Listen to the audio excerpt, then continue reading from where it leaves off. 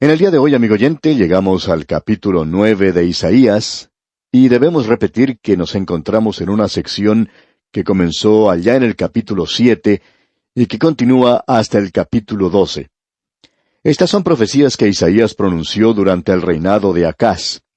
Acaz es el rey más malo que existió durante este período en el cual profetizó Isaías. Comenzó al tiempo de la muerte del rey Usías. Usías había sido un buen rey que reinó por 52 años.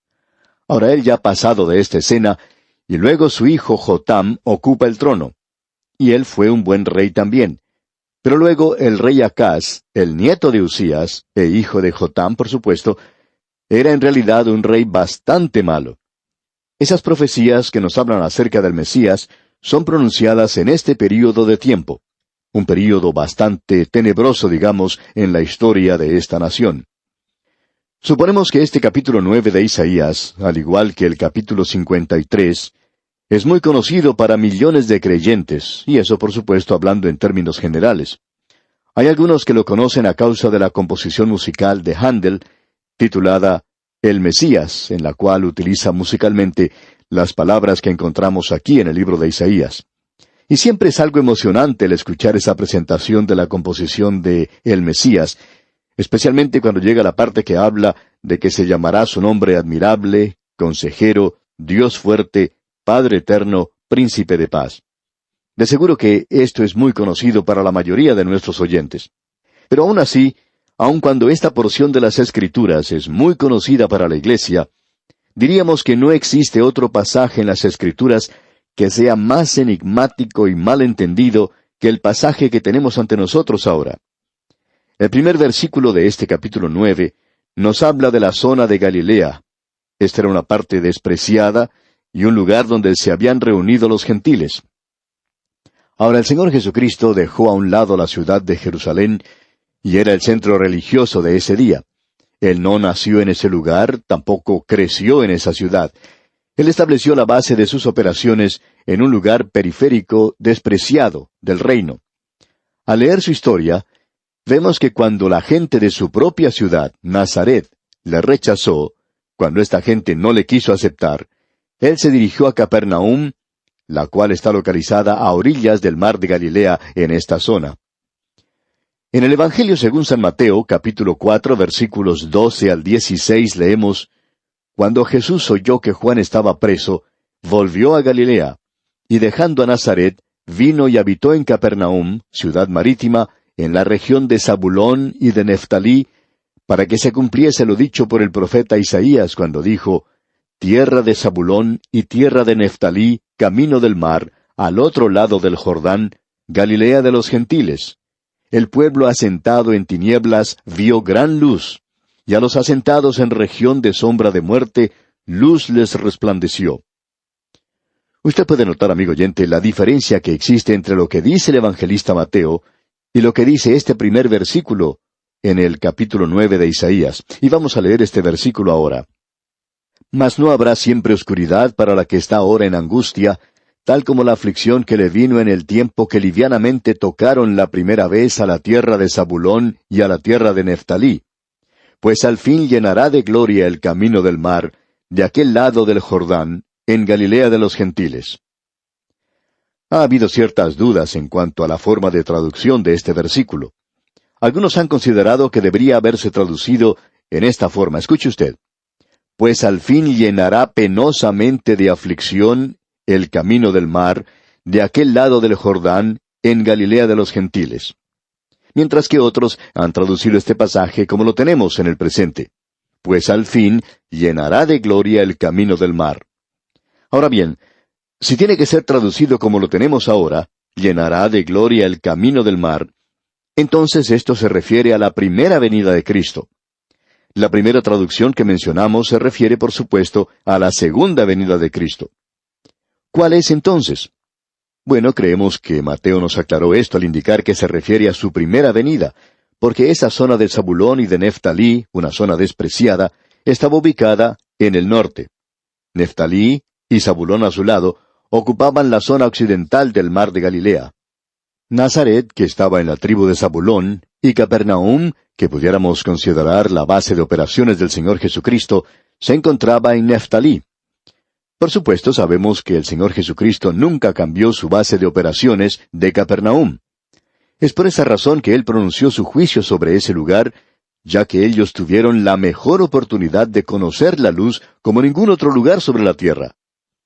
Ahora, en el versículo 2 de este capítulo 9 de Isaías leemos: «El pueblo que andaba en tinieblas vio gran luz. Los que moraban en tierra de sombra de muerte, luz resplandeció sobre ellos».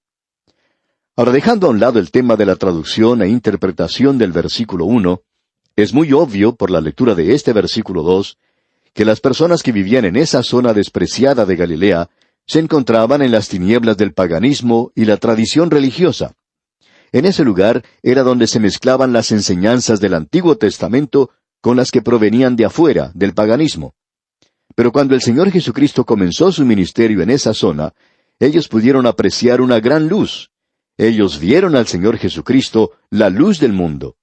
Y allá en el Evangelio según San Juan, capítulo 8, versículo 12, tenemos estas palabras: «Otra vez Jesús les habló diciendo: Yo soy la luz del mundo. El que me sigue no andará en tinieblas, sino que tendrá la luz de la vida». Esto tuvo su cumplimiento en la primera venida de Cristo. Y por tanto pensamos que, obviamente, los primeros 2 versículos se refieren a su primera venida. Pero ¿qué de aquí en adelante? Quisiéramos, amigo oyente, que usted note algo que es de suma importancia en este asunto. Es la creencia de varios eruditos bíblicos, entre ellos los doctores F. C. Jennings y H. A. Ironside, que aquí tenemos un hiato, una pausa, un lapso de tiempo entre los versículos 2 y 3. Así es que el versículo 2 se refiere a la primera venida del Señor Jesucristo, mientras que el versículo 3 se refiere a su segunda venida. Notemos ahora lo que dice este versículo 3. «Multiplicaste la gente y aumentaste la alegría. Se alegrarán delante de ti como se alegran en la siega, como se gozan cuando reparten despojos». La nación se había multiplicado ya mucho por ese tiempo. La gente era más religiosa, pero el gozo había desaparecido. Podríamos decir que la gente iba más a la iglesia, pero estaban disfrutando mucho menos de eso. Tenían mucha religión, pero nunca tuvieron la cristiandad. Nunca tuvieron a Cristo. Por tanto, este era un período de una manifestación religiosa externa, pero no había ningún gozo en ellos. Esto es un paréntesis entre los versículos 2 y 3, que ha durado ya más de 2000 años. ¿Y por qué no llenó Isaías esta pausa? Bueno, es algo bastante sencillo, porque la iglesia era algo desconocido para Isaías. El apóstol Pablo dice allá en su epístola a los Romanos, capítulo 16, versículos 25 y 26, «Y al que puede confirmaros según mi evangelio y la predicación de Jesucristo, según la revelación del misterio que se ha mantenido oculto desde tiempos eternos, pero que ha sido manifestado ahora, y que por las escrituras de los profetas, según el mandamiento del Dios eterno, se ha dado a conocer a todas las gentes para que obedezcan a la fe». Pablo nos cuenta claramente que aquello que los profetas no habían visto, ellos tuvieron que sobrepasar, como lo hace aquí Isaías. Más adelante vamos a ver otro capítulo, el capítulo 63, donde Isaías en un versículo, colocando simplemente una coma, él pasa por un período de tiempo, y esa coma ya ha durado más de 2000 años. Y vemos que aquí esta gente no tenía ninguna revelación en cuanto a la iglesia. Pero ahora la iglesia ha sido revelada, y ese intervalo ha sido completado. Eso va a permitir que nos demos cuenta claramente que el resto de este capítulo se refiere a la nación de Israel. Y el profeta dice aquí, multiplicaste la gente. Y ahora nos estamos refiriendo a la nación de la cual Acaz era el rey. Esta es la nación de Israel, y no se refiere a ninguna otra. Pablo nos estaba diciendo en la lectura de su epístola a los Romanos que esto había sido dado a conocer a todas las gentes para que obedezcan a la fe. Así es que tenemos una congregación diferente para esta revelación, y aquí es solamente para una nación. Ahora notemos lo que dice el versículo 4, ya que es algo importante de ver. «Porque tú quebraste su pesado yugo, y la vara de su hombro, y el cetro de su opresor, como en el día de Madián». Ahora, ¿cuándo será quebrado eso? Bueno, será quebrado cuando Cristo venga. ¿Por qué es que esa pequeña nación hoy no puede disfrutar de la paz? ¿Por qué es que ese pueblo se ve amenazado en sus fronteras? Bueno, amigo oyente, Es sencillamente porque ellos rechazaron al único que les podía brindar paz, a su propio Hijo, su Mesías. Y es por esa razón entonces que el opresor será quebrantado cuando Él venga por segunda vez. Y en el versículo 5 leemos, porque todo calzado que lleva el guerrero en el tumulto de la batalla y todo manto revolcado en sangre serán quemados, pasto del fuego. Todos recordamos, o quizá debiera decir, la mayoría de nosotros, todavía recordamos ese triste episodio que tuvo lugar en los Juegos Olímpicos de Múnich, Alemania, el 5 de septiembre de 1972, cuando aquellos atletas judíos fueron asesinados, y luego sus cuerpos fueron enviados de regreso a Israel. El luto y la tristeza de los seres queridos, y el luto de toda una nación. Ahora, ¿qué es lo que está detrás de todo esto? Bueno, ellos tuvieron al Mesías, pero le rechazaron. Y Él es el príncipe de paz, y Él es el único que puede traer la paz. Creemos que estos versículos completan el mismo pensamiento que teníamos allá en el versículo 3, y estos echan una mirada más allá al período inmediato que sigue a ese tiempo de la gran tribulación que se acerca. Veamos lo que nos dicen los versículos 6 y 7 ahora. Porque un niño nos es nacido, hijo nos es dado, y el principado sobre su hombro, y se llamará su nombre admirable, consejero, Dios fuerte, Padre eterno, príncipe de paz. Lo dilatado de su imperio y la paz no tendrán límite, sobre el trono de David y sobre su reino, disponiéndolo y confirmándolo en juicio y en justicia desde ahora y para siempre. El celo de Jehová de los ejércitos hará esto. ¿Tenemos aquí una referencia a la primera venida de Cristo? Bueno, nosotros pensamos eso hoy, es decir, la Iglesia piensa así. La Iglesia promedio piensa de esa manera. Sin embargo, nosotros no pensamos que se refiere a la primera venida de Cristo, sino que se refiere más bien a la segunda venida de Cristo, cuando Él nacerá para esta nación, y eso será realizado de una forma muy interesante. Notemos esto. Aquí tenemos una profecía completa de la segunda venida del Señor Jesucristo. Tan completa como la referencia que tenemos allá en el capítulo 53 de este mismo libro en cuanto a su primera venida. Y estos versículos aquí continúan el mismo pensamiento que tomamos en el versículo 3 y que echa una mirada hacia la segunda venida de Cristo. Ahora, al decir esto, enseguida nos viene a la mente una pregunta. ¿Cómo puede nacer un niño en su segunda venida? Bueno, en primer lugar, aclaremos ese punto de que Él no nos es nacido a la nación de Israel en su primera venida porque ellos no le recibieron. El apóstol Juan dice en su Evangelio, capítulo 1, versículo 11, «A lo suyo vino, y los suyos no le recibieron». Él nació en Belén en la primera oportunidad. Pero esto no es en referencia a esa ocasión porque ellos no le aceptaron. Los pastores se encontraban allí, los magos vinieron del oriente y eran gentiles. Ellos le aceptaron, pero la otra porción no fue cumplida con ellos. Esto es en cuanto a los versículos 3, 5 y 7. Cristo nacerá para la nación de Israel en su segunda venida. Quizás sería mejor decirlo de otra manera. Que ellos nacerán como nación de repente. Esto se menciona de una manera muy clara allá en el último capítulo de Isaías, el capítulo 66, versículos 7 y 8. Allí dice, «Antes que estuviese de parto, dio a luz. Antes que le viniesen dolores, dio a luz hijo. ¿Quién oyó cosa semejante? ¿Quién vio tal cosa? ¿Concebirá la tierra en un día? ¿Nacerá una nación de una vez? Pues en cuanto Sión estuvo de parto, dio a luz sus hijos». Esa es la gran tribulación, y ellos volverán a nacer en la segunda venida de Cristo. Y en ese sentido, Él nace para ellos. Israel dará a luz un hijo en el futuro. Este será el nuevo nacimiento de la nación de Israel cuando Él venga. Entonces, este mensaje aquí se refiere a la segunda venida de Cristo. Por tanto, no vemos ninguna objeción en destacar esto de que el Hijo es nacido. Esa es su humanidad. Un hijo es dado. Y eso va a ser realidad en aquel día. Es decir, que será el mismo Jesús que estuvo aquí hace más de 2000 años. Ahora el gobierno estará sobre sus hombros, y esos hombros nos hablan de fortaleza. El gobierno de este mundo será colocado sobre sus propios hombros, y eso será en su segunda venida. No ocurrió durante su primera venida, y eso es según la palabra de Dios. Notemos ahora los nombres que se mencionan aquí. Se llamará su nombre admirable. Ahora, admirable no es un adjetivo aquí, es su nombre. Eso se menciona allá en el libro de Jueces, capítulo 13, versículo 18. Allí tenemos a Cristo antes de su encarnación, apareciendo como capitán de los ejércitos del Señor. Y allí leemos, y el ángel de Jehová respondió, ¿por qué preguntas por mi nombre, que es admirable? Ese es su nombre. El Señor Jesucristo dijo cuando estuvo en esta tierra, nadie conoce al Hijo sino el Padre. Ellos no le conocían. Él era admirable. Ese es su nombre. Y hoy ellos no saben que es admirable. Ese es su nombre. Y hay algunos creyentes hoy, aun cuando han confiado en Él como su Salvador, que en realidad no saben cuán maravilloso, cuán admirable es Él en realidad.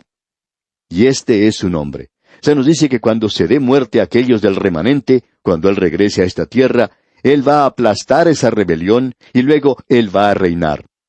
Su nombre es admirable. Y también sabemos que su nombre es consejero. Él nunca buscó consejo de los hombres. Él nunca les preguntó a los demás qué era lo que tenía que hacer. Porque, ¿quién entendió la mente del Señor? ¿O quién fue su consejero? Eso es lo que el apóstol Pablo nos dice allá en su carta a los Romanos capítulo 11, versículo 34. Dios no tiene ningún consejero. El Señor Jesucristo nunca llamó a sus discípulos a su alrededor y les dijo, bueno muchachos, ¿qué piensan ustedes que deberíamos hacer? Usted nunca puede leer eso en los Evangelios. Él no los llamó y les dijo, bueno, esto es lo que voy a hacer. Eso nunca se le ocurrió a Él. Él dijo, he venido a hacer la voluntad del Padre. Y amigo oyente, a Él es a quien debemos acudir y a Él tenemos que ir. Él fue hecho sabiduría. ¿Sabe una cosa? La mayoría de nosotros no es muy inteligente que digamos, pero Él fue hecho para nosotros sabiduría. Y nosotros podemos y debemos ir a Él. Ahora su nombre es también Dios fuerte. El Gabor, esa es la manera de decirlo en hebreo. A Él se le ha dado todo el poder. Él es el Dios omnipotente. Esa pequeña criatura llorando en el regazo de María podría parecer una criatura desamparada. Sin embargo, Él mantenía unido a todo el universo. Eso es lo que podía hacer esa criatura. Y amigo oyente, hoy Él es el Dios poderoso, fuerte. Él dijo, todo poder me es dado. Ahora Él también es Padre eterno. Es el Padre de la eternidad, y eso quiere decir sencillamente que Él es el creador de todas las cosas. Como dijo el apóstol Juan, todas las cosas por Él fueron hechas, y sin Él nada de lo que ha sido hecho fue hecho. Y el apóstol Pablo dice en su epístola a los Colosenses capítulo 1 versículo 16, porque en Él fueron creadas todas las cosas, las que hay en los cielos y las que hay en la tierra, visibles e invisibles. Sean tronos, sean dominios, sean principados, sean potestades, todo fue creado por medio de Él y para Él. Y también en la carta a los Hebreos capítulo 1 versículo 2 leemos, en estos postreros días nos ha hablado por el Hijo, a quien constituyó heredero de todo y por quien asimismo hizo el universo. Y luego, Él es llamado Príncipe de Paz. Shar Shalom. No puede haber paz sobre esta tierra, amigo oyente, sino hasta cuando Él reine. Su gobierno no es algo estático. Lo dilatado de su imperio y la paz no tendrán límite. En estos postreros días nos ha hablado por el Hijo, a quien constituyó heredero de todo y por quien asimismo hizo el universo. No habrá 2 días que sean iguales. No habrá ninguna clase de monotonía cuando Jesús esté reinando. Él va a ocupar el trono de David. Aquí se habla literalmente del trono de David que Él ocupará cuando venga. En su gobierno se destacará la justicia, el celo de Jehová. Esto no se puede lograr con los planes equivocados del hombre, ni con las actividades políticas en nuestros días. Ahora el resto de este capítulo 9 de Isaías nos habla del hecho de su venida. Trata de la situación local existente en esa época, y todo lo que dice allí se cumplió parcialmente, y luego se cumplió en el futuro inmediato de ese entonces. Pero también da una mirada hacia el tiempo de la gran tribulación, para el cumplimiento completo y final. Dios continuará castigando a esta nación, y a todas las naciones que le han dado la espalda, hasta cuando Él regrese. Al hombre moderno, por supuesto, no le gusta escuchar cosas como estas. Prefiere escuchar otra clase de mensaje. Pero si usted desea una prueba de lo que estamos diciendo, permítanos decirle, amigo oyente, que usted revise los libros de historia para que allí pueda ver lo que le ocurrió a esta nación. A esa gente le ha sucedido cosas muy tristes. Muchas tragedias han ocurrido para esta gente. Y lo mismo ha sucedido tristemente con otras naciones, y tememos que nosotros estemos viviendo en una época cuando nuestras naciones están madurando prontamente para recibir su juicio. Si logramos escapar, llegaremos a ser los únicos en la historia de este mundo que han logrado escapar. Y eso es algo muy difícil. Nosotros no somos las mascotas consentidas de Dios. Y con esto, amigo oyente, llegamos al final del capítulo 9. Dios mediante, en nuestro próximo programa vamos a estudiar el capítulo 10 y vamos a seguir nuestro viaje por este libro de Isaías. Le sugerimos leer este capítulo 10 para estar al tanto de lo que diremos en nuestro próximo estudio. Será pues, hasta entonces, es nuestra oración que Dios colme su vida de ricas bendiciones.